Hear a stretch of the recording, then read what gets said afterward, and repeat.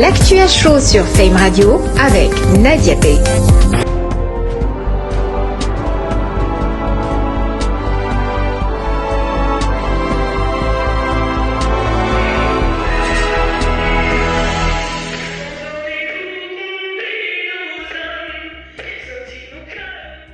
Côte à côte, dans les tribunes de l'hémicycle, regardant Simone Veil s'exprimer.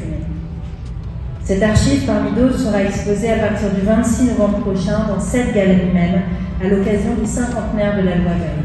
Je vous invite à revenir à l'Assemblée dès la semaine prochaine pour la regarder.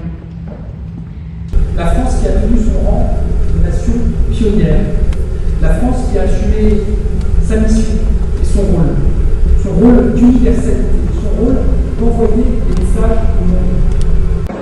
Une fois de plus, la voix de Gisèle Halimi a résonné et elle devait résonner dans ces lieux où elle a fait avancer le droit par la dépénalisation de l'homosexualité, par le fait d'avoir effacé un peu d'inégalité et puis bien entendu avec ses amis Simone Veil et le grand Robert Badinter fait voter la liberté de disposer de son corps, la liberté qui a aujourd'hui rang de constitution, ça a été constitutionnalisé parce qu'on sait combien elle est fragile cette liberté.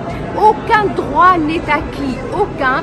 C'est une liberté fragile et il était important que cette liberté se hausse au rang de loi constitutionnelle.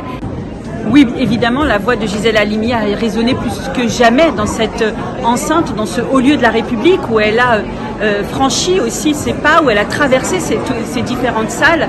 Et aujourd'hui, nous avons voulu mettre à l'honneur ses combats pour la liberté, pour le droit des femmes, mais aussi pour son parcours politique, parce que c'était une femme engagée sous toutes les coutures et son combat politique a été mis à l'honneur ce soir et c'est une véritable fierté pour nous de l'avoir aussi, d'avoir montré cette facette de Gisèle Halimi. Ah oui, il a sacrément résonné, ce qui prouve quand même qu'il y a certains combats qui sont éternels et elle a inscrit quand même un certain nombre de principes, un certain nombre, une manière de faire, une manière de transgresser, une manière d'oser et je pense que c'est cette transgression qui fait d'elle quelqu'un d'absolument immortel.